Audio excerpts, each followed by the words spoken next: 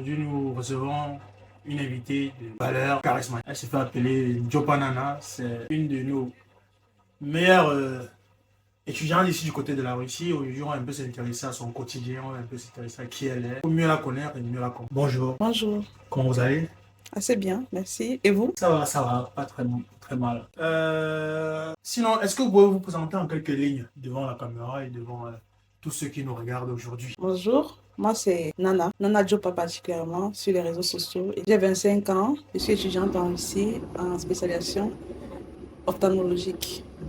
Euh, je suis en Russie depuis pratiquement un peu plus de 7 ans. Alors, vous êtes en Russie depuis plus de 7 ans. Ça veut dire que vous êtes arrivé en Russie en quelle année? Je suis arrivée en Russie, non, pas plus de 7 ans. Je suis arrivée en 2019. Ça veut dire Je me suis que trompée.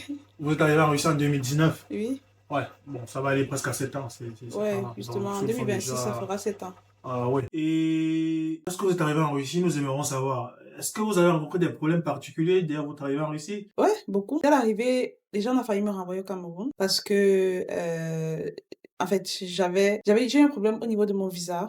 Hmm, Et il y a eu une erreur de la part de la personne qui m'a fait le visa et tout, hmm. de l'administration qui m'a fait le visa. Et ça m'a créé des problèmes. Du coup, on a failli me renvoyer et je le Quelle comprenais. erreur plus particulièrement sans vous couper? L'erreur, c'était que on m'a donné le visa étudiant alors que je devais avoir le visa de pas de fac. Ah, vous avez eu le visa directement d'entrer en études universitaires, Exactement. On m'a alors que donné vous le devez visa, refaire l'année prépa universitaire. justement, on m'a donné le visa Uchoba. Oui. Alors que voilà, je devais avoir le visa de pas de fac. Je crois que c'est pour si je sais plus. Ah oui. Donc du coup, arrivé à l'aéroport, ils n'ont pas compris qu'en janvier, une étudiante vienne en fait.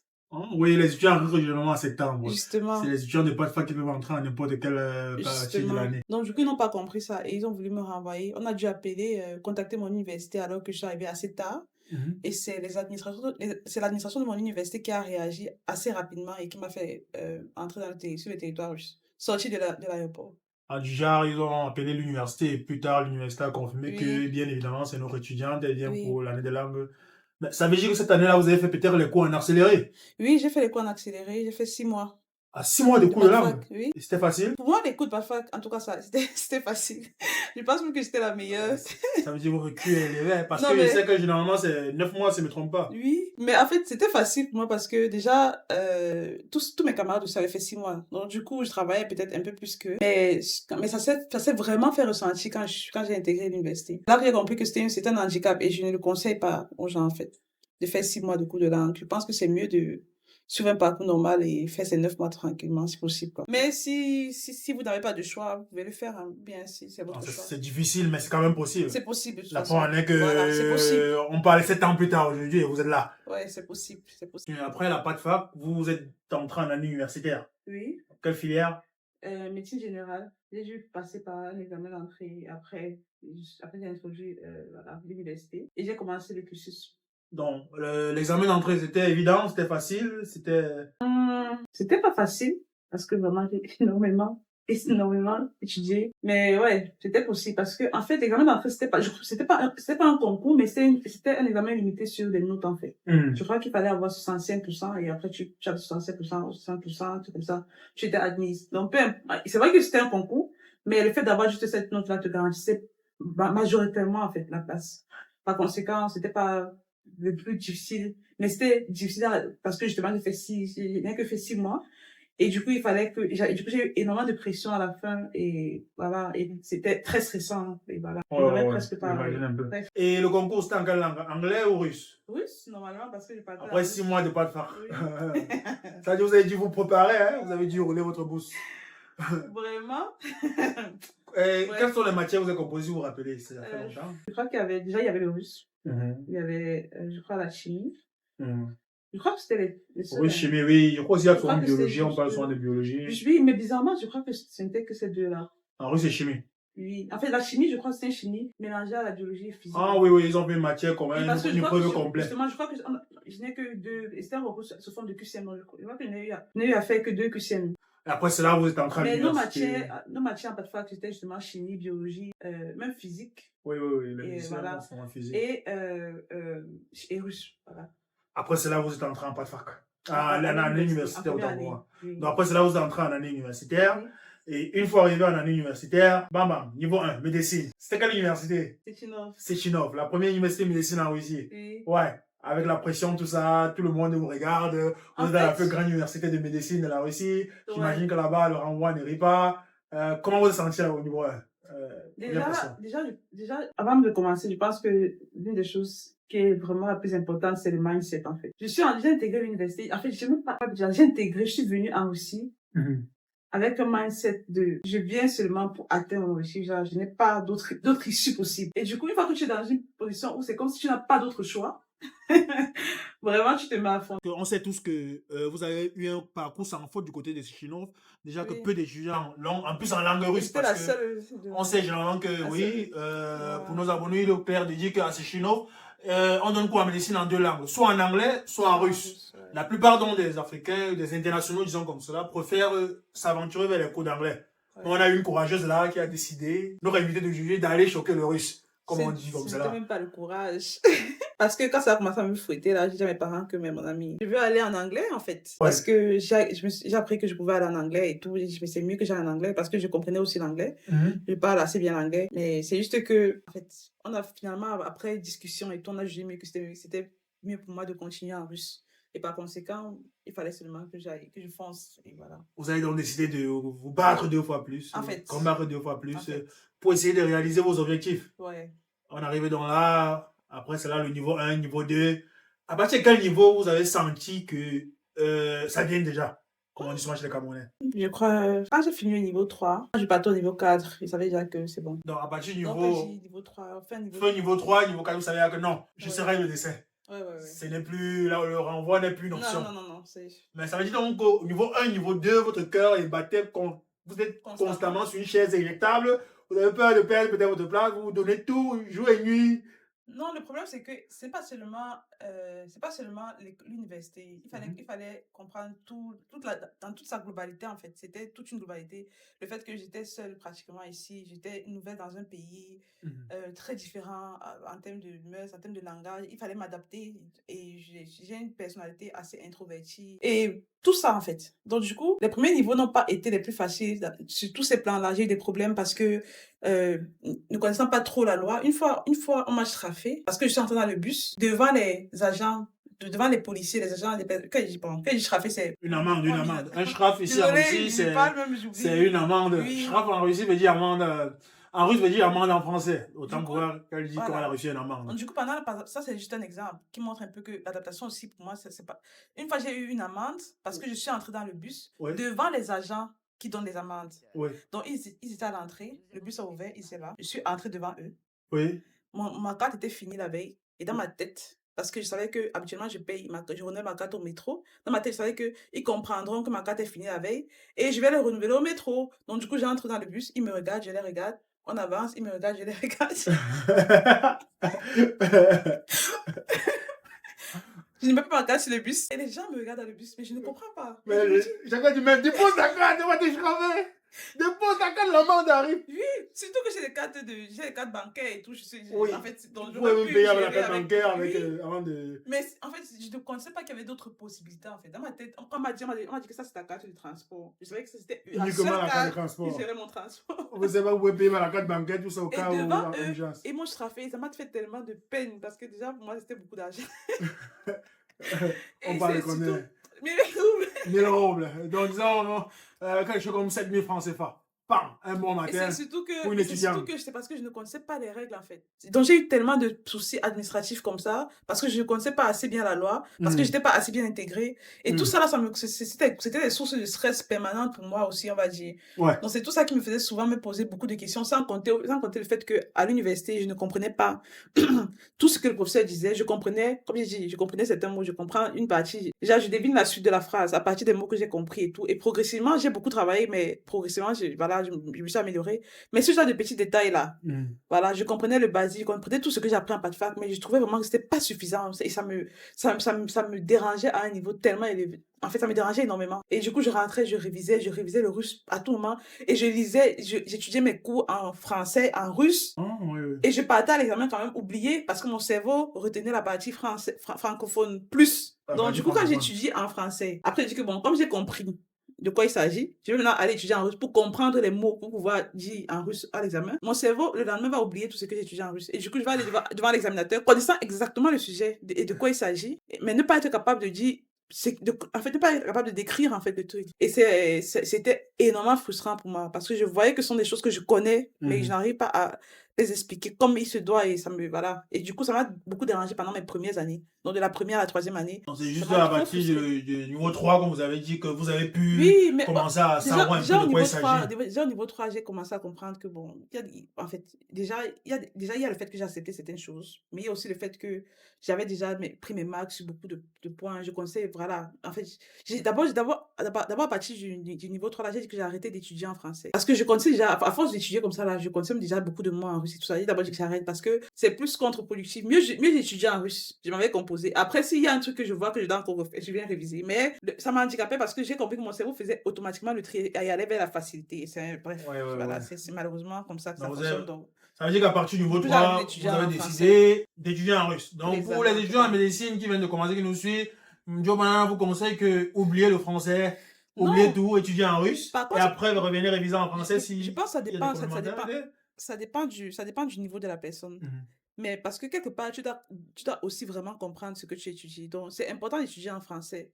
Mais ce que je veux dire, c'est que, par exemple, si vous préparez pour un examen, je sais pas si, parce que si la personne n'a pas aussi déjà un niveau de russe assez normal, assez bien, ce Ouais. sera handicapant pour cette personne d'étudier seulement en russe. La personne ne va pas comprendre, en fait. Mhm. Donc, je sais pas vraiment, je pense que chacun va trouver sa méthode. Hein. Je pense que vous pouvez commencer comme moi en français et après et supporter, et après, progressivement, réduire le français et plus étudier en russe et tout.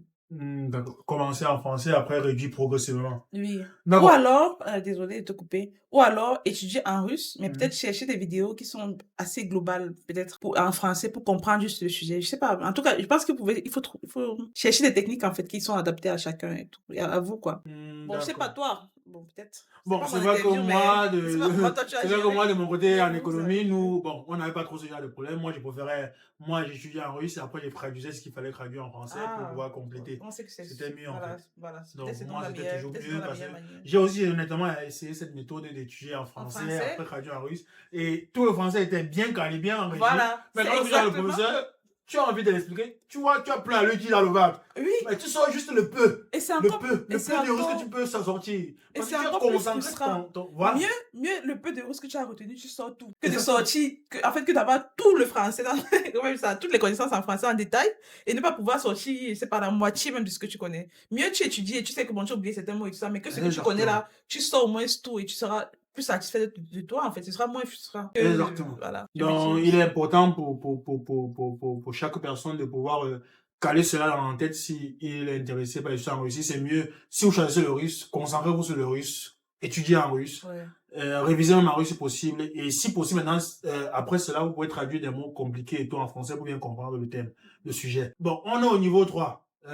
Après le niveau 3, tout s'est bien passé. Vous avez pu avoir 6 ans après 6 ans de formation, Mhm. votre diplôme. Ouais. Médecin. Et aujourd'hui, vous êtes un médecin. Ouais. Ah, je ne savais pas. Bonne nouvelle. Et après, c'est là, qu'est-ce que vous avez décidé par la suite? Après ça, j'ai décidé de me spécialiser. Donc, vous êtes dans la spécialité. Oui. Euh, c'est quoi une spécialité, si je m'abuse? En spécialité, c'est juste un domaine de la médecine particulier. Donc, tu t'orientes en fait, tu te spécialises, quoi. Donc, tu t'orientes sur un domaine spécifique, un organe spécifique, Mhm. majoritairement, on va dire. Donc, moi, par exemple, j'ai choisi les yeux. Parce que, en fonction de ma personnalité, je trouve que c'est la spécialité qui me correspond le mieux. Je sais même pas, et je suis tellement satisfaite. En fonction de votre personnalité, vous êtes une personne qui a mal aux yeux, quoi. Non, mais j'ai beaucoup de particularités. Je sais pas si je dois les citer. Non, vous pouvez les citer, c'est votre interview, faites ce que vous voulez. Mettez-vous à l'aise. Par exemple, ce sont des détails, mais déjà, je privilégie l'indépendance. J'aime souvent beaucoup plus avoir mon espace. Je Mhm. suis le genre de personne qui aime gérer vraiment mes propres choses et tout. Et l'ophtalmologie, c'est un domaine assez facile parmi les spécialités médicales qui te permettent d'être le plus indépendant rapidement. Donc, c'est plus facile pour un ophtalmologue d'ouvrir une clinique, par exemple, Mhm. qu'un anesthésiste. Parce qu'un anesthésiste a besoin de tout un matériel, il a besoin des chirurgiens et tout. Donc, c'est un peu plus compliqué. Ça, c'est d'un. De deux, l'ophtalmologie, c'est une spécialité très axée technique. Je sais pas comment je peux expliquer, mais en ophtalmologie, on utilise beaucoup d'appareils et tout. Et moi, Je suis vraiment le genre de personne qui aime tout ça, tout ce qui est nouvelles technologies, tout ce qui est appareil et tout, outils informatiques, d'une manière ou d'une autre, ça m'intéresse. Pas l'informatique même, mais tout ça. C'est pas comment je peux dire. Hmm. Des outils, tous ces outils techniques-là, pour moi, c'est vraiment plaisant de les manipuler. C'est vrai que dit comme ça, là, aussi, radiologie aurait pu m'intéresser, mais bon, voilà. Mais le troisième truc, c'est quoi? C'est que je suis gauchère. Et il y a C'est quoi gaucher? gauchère, j'utilise la main gauche. Ah, gaucher, ah, ouais, je comprends. Et j'ai toujours voulu faire chirurgie, mais à force de côtoyer beaucoup de blocs opératoires, j'ai compris que les salles, les blocs opératoires en général sont configurés pour les droitiers. Et c'est un truc que j'ai réalisé assez tôt et que je trouvais handicapant. Et ça m'a quand même un peu frustrée parce que je me suis dit, par exemple, je sais pas, des chirurgies cardiovasculaires, des chirurgies, je sais pas, bref, les chirurgies même des reins ou quoi que ce soit, en général, c'est configuré de manière à ce que ce soit plus avantageux pour le médecin et pour un médecin qui est droitier, l'endroit où on place les appareils et ainsi de suite. Par contre, en ophtalmologie, on fait aussi de la chirurgie. Mais la chirurgie, en ophtalmologie, le patient se met, par exemple, comme je suis assise comme ça, là, la tête du patient sera là. Hmm. Et les yeux, donc je sais pas comment on peut expliquer, mais en fait, le patient se met juste face à moi, en fait. Et du coup, la tête est là. Donc, du coup, je peux utiliser mes deux mains comme des pinces. Mhm. Et bref, avec avec des outils qui sont comme des pinces et tout, pour réaliser mon opération. Et ça, que tu sois gaucher ou droitier. Ok, d'accord. Comme vous nous avez dit, si je vais bien résumer, Oui, Jobanana arrive à réussir en 2019. oui, Elle commence ses études de médecine 6 mois après son entrée en Russie, où oui, elle a fait une année de langue de manière accélérée. oui, La première et la deuxième année n'étaient pas du gâteau, ouais, parce qu'elle fréquentait à Sechinova, qui est la première université de médecine en Russie, ouais, et qui a cette réputation-là d'être très stricte avec ses étudiants ouais. pour pouvoir garder, bien sûr, son rang international, qui est le premier, Et comme j'ai dit justement, tantôt. en parlant de ça, mais je sais pas, ou bien je Bon, vous laisse résumer, après on en plus parlera. tard, après on en a parlé, Oui, plus tard donc, elle a eu beaucoup de problèmes au niveau 1, au niveau 2 pour pouvoir relier les deux bouts avec la langue russe parce qu'elle étudiait en français et révisait en russe et résumait le reste en russe pour pouvoir faire les interrogations. Mais elle s'est rendu compte que cette manière d'étudier faisait qu'elle retient plus le français que le russe. Et c'est problématique parce qu'elle avait beaucoup de connaissances. Mais pouvoir montrer au professeur qu'en réalité, elle en a assez dans la tête était compliqué. C'est un peu comme si on a quelque chose dans le ventre qu'on veut sortir, mais le canal par lequel on veut sortir n'est exactement. pas le canal que le professeur le sait. C'est parfois un peu frustrant. C'est ainsi qu'au niveau 3, Banana décide en fait de d'écrire l'histoire d'une autre manière. Elle décide de miser le tout pour le tout, de se concentrer sur l'étude en russe, excusez-moi l'autologie, pour dire qu'elle étudie parfaitement la langue russe. Et c'est juste les petits détails et autres qu'elle pourrait revenir en français pour pouvoir éclairer sa lanterne. C'est ainsi donc qu'elle a pu continuer jusqu'au niveau 6 sans problème et pouvoir être diplômée de l'une des plus grandes universités de la Russie. Et la première université en médecine, c'est Chinov. Plus tard, comme elle a dit tantôt, elle ne s'est pas arrêtée là. Elle a décidé d'être une résidente. J'ai appris ce mot aujourd'hui, qui veut dire un aspirant spécialiste. Mhm. Elle a décidé de se spécialiser dans les yeux, comme elle le dit tantôt, parce que son premier choix, la chirurgie, était un peu un handicap pour elle parce qu'elle est gaucher. Et apparemment, tous les salles d'opération sont construites pour la plupart pour les droitiers, les chirurgiens droitiers. Elle a vu qu'elle ne pourrait pas être optimale dans ce côté-là, dans cette spécialité-là. Elle s'est donc lancée dans la spécialité qu'elle a toujours aimée, sa deuxième spécialité qu'elle a beaucoup aimée, qui est l'ophtalmologie. Elle est donc aujourd'hui le médecin des yeux. Je ne sais pas si j'ai tout dit clairement et où il y a quelque chose à ajouter, c'est le moment qu'on Ouais. passe à un autre point. Non, on peut passer à un autre point quand même, c'est bon. D'accord, ça c'était votre vie estudiantine. Elle est très Ouais. belle, très bien, une très bonne carrière. Mais je pense qu'on aimerait aussi savoir votre vie privée, personnelle et sociale, plus précisément. Est-ce que vous avez eu des problèmes et des difficultés à ce niveau-là aussi, en Russie, pendant tout votre parcours? Si oui, est-ce que vous pouvez nous citer 2 ou 3 morceaux choisis pour nous et nos abonnés? Je pense que à ce niveau quand même, heureusement, j'ai fait souvent des bons choix parce que, par exemple, en ce qui concerne le logement, j'ai privilégié les colocations, ce qui m'a fait ne pas être seule dans la majorité du temps et qui m'a permis de me faire des amis assez rapidement. Et Mhm. voilà, c'était aussi vraiment des bons choix. Je sais que j'ai énormément travaillé sur mon développement personnel et je fréquentais des milieux assez bien. J'essayais de me rapprocher de la communauté camerounaise, j'essayais d'aller en salle de sport de manière régulière et tout, et Mhm. à la bibliothèque. Donc, Finalement, je n'avais pas une vie, j'étais pas si isolée que ça. En général, soit je suis à la maison avec mes colocataires, soit je suis à la bibliothèque en train de réviser, soit je suis à la salle de sport, ou alors j'essaie d'être à un événement camerounais. Donc, du coup, voilà, c'était plutôt une bonne chose. Et ma vie sociale était... La seule chose qui me manquait, c'était surtout ma famille, mes proches, mais j'essayais de combler ça à ma manière. Mais c'est vrai que ce n'est pas suffisant, mais ça a été assez quand même durant une période, avant que je décide vraiment que c'est bon. Donc, C'est bon. si je comprends bien, en Russie, la base, en un seul mot, c'est la discipline. C'est en fonction de la discipline que vous pourrez avoir une vie paisible, ou de manière analogue ou de manière opposée. Si vous n'êtes pas discipliné, vous pourrez avoir Oui, la merde, les et problèmes. je pense qu'il faut faire des choix stratégiques. Une personne qui vient d'arriver et qui est nouvelle en Russie, je ne conseillerais pas à cette personne-là d'habiter par exemple seule. Ça, c'est mon avis, hein. Parce que, en fait, ça dépend aussi, je crois, de la personnalité. Moi, personnellement, je suis introvertie. Et Introverti, on entend quoi par là? Parce qu'il y a nos abonnés là qui peuvent être perdus. introvertie, ça veut dire que j'ai du mal à sociabiliser souvent. Ah, ouais. Malgré que j'ai envie, mais souvent, je n'y arrive pas. Vous êtes C'est même timide? pas, oui, on peut dire un peu timide. Ah, ok, timide. Un peu timide, ouais. En fait, je suis timide quand je ne connais pas quand je connais pas les gens, mais oui, si je connais des gens, peut-être je serais moins timide, mais voilà, je crois que c'est un peu ça, les trucs, Donc vous êtes timide en fonction être une du personne tempo, introvertie, oui. en fonction du feeling. Voilà.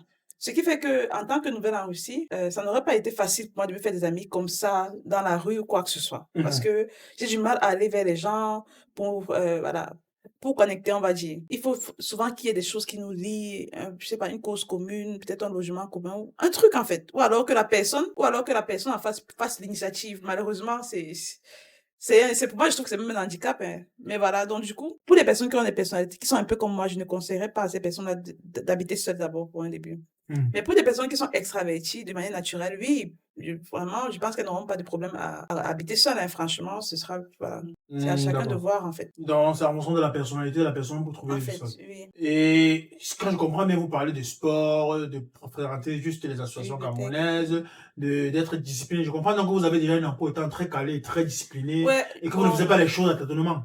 ouais, mais c'est pas parce que je me dis que je dois être disciplinée. Je me dis, je sais que ce sont des choses à faire. Et comme j'ai dit, je crois que c'est à cause du mindset, en fait. Quand tu arrives, tu sais que tu viens pour un objectif. Et quelque part, en fait, moi, la distraction, c'est pas, en fait, je n'y pense même pas, en fait. Ou ma distraction est différente. Il faut que ma distraction m'apporte d'une manière ou d'une autre. Comment peut-il ça? Contribue d'une manière ou d'une autre à atteindre mon objectif. Donc, si je m'en vais à une cérémonie, c'est une distraction. Mais Mhm. pour moi, ça me permet de rencontrer des Camerounais. Et si possible, même rencontrer des Camerounais qui sont dans mon domaine. Parce Ouais, la que spécialité. l'un des problèmes que j'ai eu, c'est que je me suis souvent sentie très seule dans mon domaine. Parce que dans l'université où j'étais là, j'étais la seule noire. Et en première année, je suis entrée avec des camarades de Patchfac qui avaient eux aussi fait carrément un an hein, de Patchfac et tout. Première année, on est ensemble. Deuxième année, certains diminuent. Troisième année, tous partent. Je me retrouve toute seule. Ah, dans la première année, vous étiez avec des citoyens africains, Oui, non pas des Africains, des étrangers. en des étrangers, d'autres nationalités, chinois, Oui, indiens, brésiliens oui, et tout ce qui va Iraniens, tout avec. ça. Iraniens. Première année, on était là et ça me consolait parce que je voyais que j'étais pas la seule à être souvent perdue. Ouais, perdu en langue russe. Parce que les Russes, en fait, pour eux, ça coule de source, en fait. Ouais, c'est une langue En maternelle fait, c'est après leur tout. langue maternelle et Même s'ils ne tout. comprennent pas bien la médecine, ils comprennent Oui, au moins ce que le docteur, voilà. le Donc, du coup, docteur, le le fait qu'il y ait professeur des dit. étrangers aussi qui, au moment de parler, bien quand le professeur pose des questions, eux aussi tâtonnent un peu comme moi, c'est rassurant parce que tu te dis que tu n'es pas seul et en même temps, voilà, ça te motive à travailler et au moins tu peux même te comparer à eux en évoluant sur le plan évolutif ou alors travailler avec eux-mêmes, hein, voilà, pour partager des astuces et tout, et, parce que vous traversez des mêmes difficultés, on va dire. Sauf que deuxième année, ils partent. Et ce sont des choses qui vont... Ça m'a déchiré le cœur, hein. Franchement, je parle comme ça, mais ce sont des choses... Donc, du coup, deuxième année, ils partent. Troisième année, et c'est là que j'ai voulu partir en anglais parce que j'ai appris que certains sont partis en anglais et certains ont été renvoyés, apparemment. Je savais Ah pas. non, ils partaient, c'était pas déjà pour chose, ils partaient en anglais, soit ils étaient Oui, renvoyés. apparemment, et c'est plus tard même que j'ai appris que l'université, en fait, quand ils voyaient que que je n'avais pas à gérer, en fait, l'université t'envoyait de force en anglais. Mais je savais pas. Et moi, je me demandais chaque fois où ils partaient. Et chaque fois, je demandais toujours où est-ce qu'ils sont. D'autres sont rentrés dans leur pays, d'autres sont partis en anglais, d'autres ont été renvoyés. Moi, je savais pas.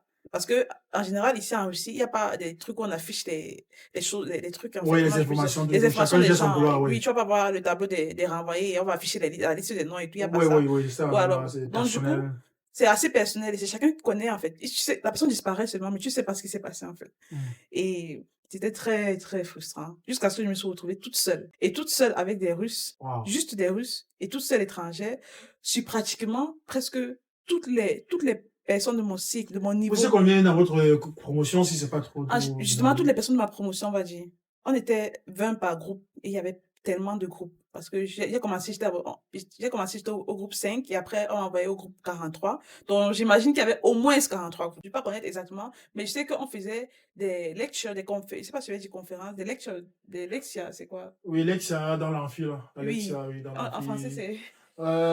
Lexia en français, mais c'est un budget. Je Bref, pense que on va dire, on va des dire le cours. lectures. On va dire le cours. Voilà, en anglais, c'est des Oui. lectures. On va dire le cours. On va On dire le cours. faisait ça et en général, généralement, ça se passe dans l'amphi et on regroupe plusieurs groupes, en fait, se réunissent et Oui, un peu tout. comme un séminaire, Donc, en ça peut fait. On va être dire ça. 4 groupes, 5 groupes et tout. Et je suis la seule étrangère. Donc, et c'est ça qui m'a fait comprendre qu'en fait, je ne voyais presque jamais les étrangers.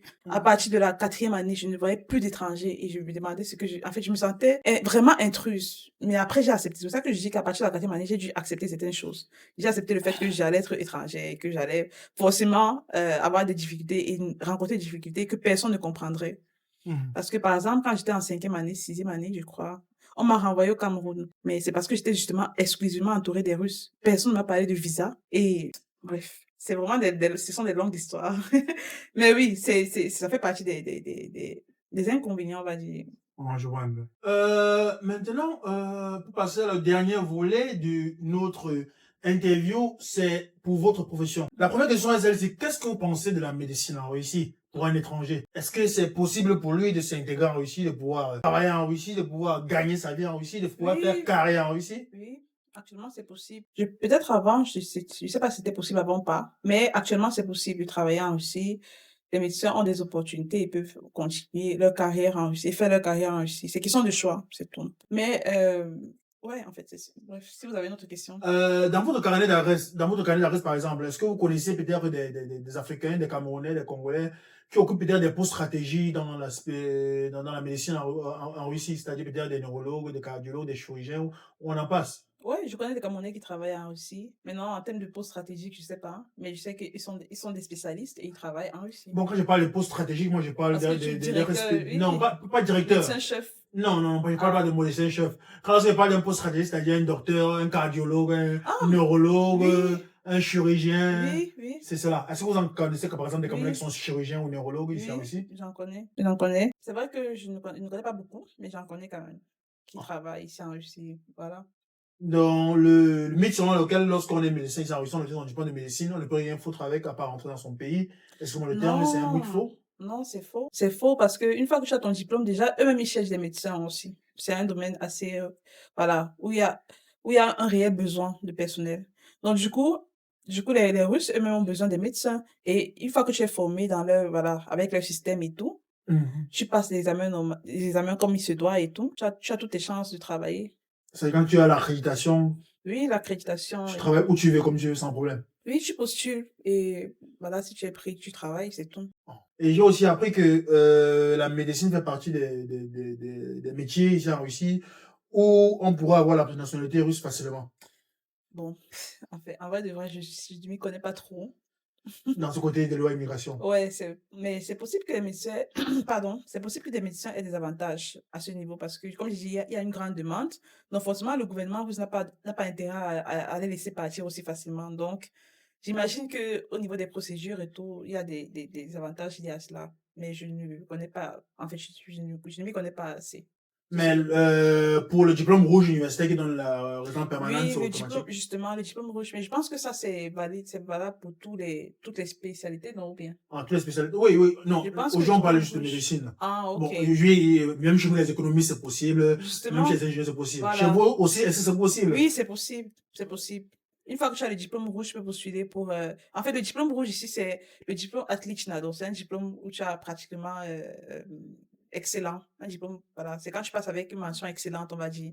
Et du coup, avec ce diplôme-là, tu peux postuler pour avoir, pour avoir la résidence. Et c'est aussi possible. Une autre astuce De aussi manière plus rapide. facile que vous m'avez confié récemment que vous n'avez pas eu le temps de le faire, c'est d'avoir une résidence provisoire avant le diplôme Exactement. et postuler pour la résidence permanente avec votre diplôme. Et là, on s'en fout qu'il soit rouge ou pas rouge. Oui, Comme vous savez passer exactement. le diplôme avec 10, vous aurez la résidence permanente.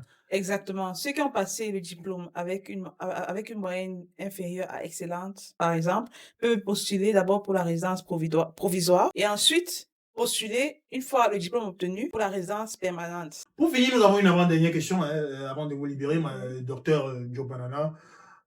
Puisque maintenant je sais que vous êtes une docteur. Qu'est-ce que vous pensez de ce qu'on dit sur la Russie? À ce qui paraît, c'est que des étudiants comme vous sont forcés et envoyés en guerre de manière obligatoire. Sur les réseaux, ça pullule.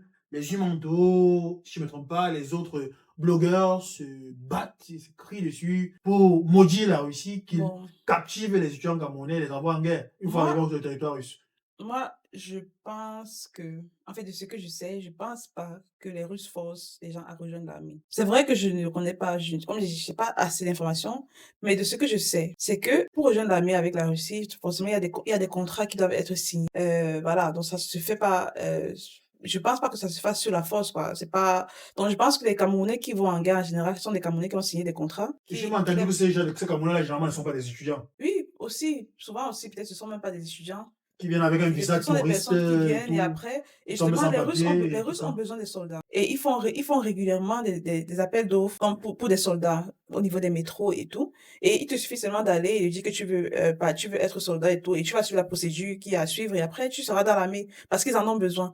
Maintenant, ceux qui disent qu'ils ont été forcés, je me dis que d'une manière ou d'une autre, ils ont forcément signé des contrats. Le problème maintenant, ça veut dire qu'à ce niveau, le problème doit peut-être être l'ignorance. Parce que si la personne qui signe le contrat n'est pas consciente qu'elle est en train de signer un contrat qui fait qu'elle rejoint l'armée, là, c'est un problème d'ignorance. Mais je pense pas que c'est question de force. Maintenant, je sais pas, je connais pas tous les détails, donc je sais pas si je peux vraiment me prononcer sur ça, mais Bon, c'est dans votre communauté d'étudiants, dans votre champ lexical d'étudiants que vous connaissez, camerounais ou autres, avez-vous quelqu'un qui est allé à l'armée? non.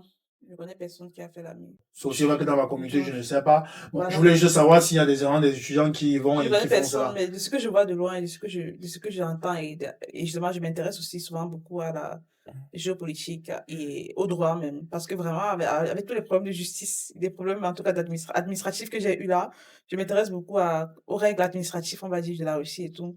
Et ce que je sais, c'est que c'est une procédure qui se fait et donc, du coup, je me dis que c'est pas forcément, c'est pas, ils sont pas forcés, mais peut-être que l'ignorance ou alors, je sais pas. En fait, je sais pas ce qui est la cause exacte, mais voilà, je sais pas. Ok, pour conclure, donc, nous avons une dernière question pour vous, c'est que, avec tout ce que vous avez reçu en Russie, avec tout ce que vous avez pu surmonter, Ouais. par tout ce que vous êtes passé, votre arrivée, certains petits différents problèmes administratifs pour pouvoir rejoindre, bien parler la langue russe, autant pour moi, Oui. et tous ces 6 années que vous avez fait pour sortir docteur médecin, avec aussi cette année de première année de spécialité que vous faites. Oui. Bon, ceci dit, j'aimerais donc savoir, avec tout ce que vous avez rencontré là, sur le plan académique, et aussi sur le plan personnel, sur tout ce que vous avez rencontré sur la Russie, est-ce que, de vous en moi et honnêtement, pouvez-vous conseiller à quelqu'un de venir en Russie ou vous déconseiller quelqu'un après toute votre expérience? De vous en moi, à l'émission, on parle de tout, on n'est pas payé par Ok. la Russie, on est tout, on dit nos revérités. Est-ce que Bien vous sûr. conseillez quelqu'un de venir en Russie ou déconseiller, vous déconseillez tout le monde de venir en Russie faire la médecine? Plus de médecins qui vont venir se former en Russie, c'est de la merde, ça ne vaut pas la peine. Bon, je pense que dans ce cas, c'est du cas par cas. Parce que ça dépend. Si tu viens en tant que, si tu as la possibilité d'avoir une bourse d'études en Russie, pour moi, il faut venir. Il n'y a même pas de débat. Parce que pour moi, c'est vraiment un plus. Parce que le gouvernement russe prend en charge ton logement, ta scolarité, et te donne même un peu d'argent chaque mois. Et du coup, voilà, c'est très bien. La Russie, de ce que j'ai pu observer Vous êtes au cours boursière sans vous couper, peut-être les abonnés vont se demander déjà. Non, je suis pas boursière. Ah, vous n'avez jamais été pour ça, boursière? non, c'est pour ça d'ailleurs que voilà, c'est pour ça que je dis que ça dépend vraiment. Mais ça, c'est d'un. De deux, qu'est-ce que je voulais même dire? Je disais que de ce que j'ai pu observer, C'est le cas par cas. depuis que je suis arrivée en première année, c'est que le gouvernement russe est de plus en plus ouvert aux étrangers. Parce que quand je suis arrivée, par exemple, les étudiants n'avaient pas la possibilité de faire des jobs étudiants. Et maintenant, c'est le cas. Donc, voilà. Donc, j'imagine un avenir encore meilleur. Donc, c'est aussi un Vous avez eu à faire des jobs étudiants ici en Russie? oui, j'ai déjà eu à faire des jobs étudiants et voilà. Ça s'est bien passé? Oui, ça s'est bien passé. En fait, les jobs ici en Russie sont très prenants. Donc, d'après la loi, on doit travailler seulement pendant les vacances et autres. Et en faisant ces jobs-là, j'ai compris pourquoi. Parce que, en fait, en général, c'est du 8 heures ou 12 heures de temps de travail par jour. Et c'est assez compliqué pour une personne qui, en même temps, étudie, on va dire. Parce que Donc, si pour un tu dois aller médecin, en c'est cours, mort. On va dire justement, ça. pour un médecin, c'est compliqué. Et du coup, c'est pour ça que pour moi, si tu veux venir faire des études, par exemple, de médecine, en tant que boursier, tu as déjà un plus. Parce que déjà, tu auras beaucoup moins de stress sur le plan financier à te faire, en tout cas. Ou alors, vraiment, tu dois être capable, être sûr que des personnes qui te soutiennent pourront vraiment gérer jusqu'au bout. Parce que sinon, c'est compliqué. Si tu te retrouves en milieu, peut-être en troisième année, parce que je sais qu'il y a des gens qui sont venus avec des personnes des parents, par exemple, qui avaient prévu gérer, mais en troisième année, par exemple, n'ont plus eu les moyens de gérer. Et Ils ont c'était tout très lâché, compliqué pour eux. marche arrière. Vraiment très compliqué. Parce que s'ils doivent gérer des jobs étudiants, ça veut dire qu'ils vont devoir manquer des cours, ils vont devoir marcher. Et c'est un milieu assez strict. Donc, voilà. Donc, c'est surtout conseillé pour des boursiers pour moi. Donc, selon le docteur du banana qu'on a eu aujourd'hui, ça dépend de tout un chacun. Le plus important, c'est de savoir si vous pouvez tenir le coût et les engagements de ce que vous fixez. Oui.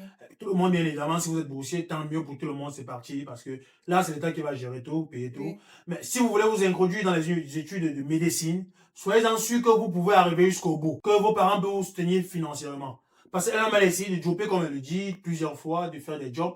Mais le problème, c'est que c'est trop prenant. Et un médecin ici, on le sait tous, moi-même économiste, je le sais, ils n'ont pas d'état. Ils sont toujours constamment entre deux hôpitaux, et, ou bien l'amphi universitaire. Du coup, c'est un peu plus compliqué pour eux, très difficile pour eux de pouvoir avoir assez de temps même pour faire leurs propres recherches et révisions, pour encore se dire qu'ils vont encore aller travailler là et là et là. Donc du coup, il est préférable que vous soyez soit un bon boursier, soit que vous avez un bon sponsor familial qui s'engage vraiment à vous soutenir jusqu'à ce que vous obteniez votre diplôme. Oui. Mais comme elle a dit, la médecine fait partie des filières aussi, que lorsque vous êtes diplômé en Russie, vous avez au moins cet avantage-là de pouvoir vous intégrer dans le système professionnel en Russie et pouvoir trouver un bon boulot, un bon job. Elle a des amis dentistes, des amis neurologues, et on y passe cardiologue. Et si prête à Dieu elle-même, elle sera demain Ophtalmologue. une bonne ophtalmologue. C'était donc aujourd'hui Docteur Diopanana. On était chez nous, bien évidemment. On était très heureux, hein, Madame Diopanana, docteur, C'était un de plaisir. pouvoir échanger avec vous aujourd'hui. Je pense que tous ceux maintenant qui seront intéressés par la Russie, qui aimeront venir en Russie, auront au moins cela en tête de connaître un peu à quoi ressemble le quotidien des médecins en Russie. Bien évidemment, prochainement, sur notre chaîne, on aura l'occasion de parler avec des ingénieurs, des économistes et tous autres personne qui a étudié ici en Russie dans une filière un peu moins connue ou pas. On trouvera bien sûr ces étudiants-là et on les amènera à vous pour qu'ils racontent leur quotidien. Est-ce que vous avez quelque chose à dire à la chaîne avant qu'on se sépare pour le mot de fin? Moi, je dis juste que pour toute personne qui envisage voyager, il faut être prêt à surtout se responsabiliser. Parce que le voyage n'est pas un parcours. En fait, voyager pour un pays étranger, ce n'est pas un parcours facile. Si tu viens avec une mentalité, un mindset, voilà, on va dire peut-être de paresseux, tu risques vraiment de ne pas t'en sortir aussi facilement. Donc, il faut être fort mentalement et voilà, et responsable. De la discipline, savoir ce que vous voulez, poursuivre vos objectifs, savoir exactement où on va. Avoir ce mindset-là qu'il faut pour pouvoir réaliser cela. C'est ces mots que nous espérons aujourd'hui, c'est ce que Dr Diopanana conseille à tous ceux qui aimeront venir en Russie. Vous passez une agréable journée, Madame Diopanana. Nous sommes très heureux de vous avoir aujourd'hui parmi nous. Merci.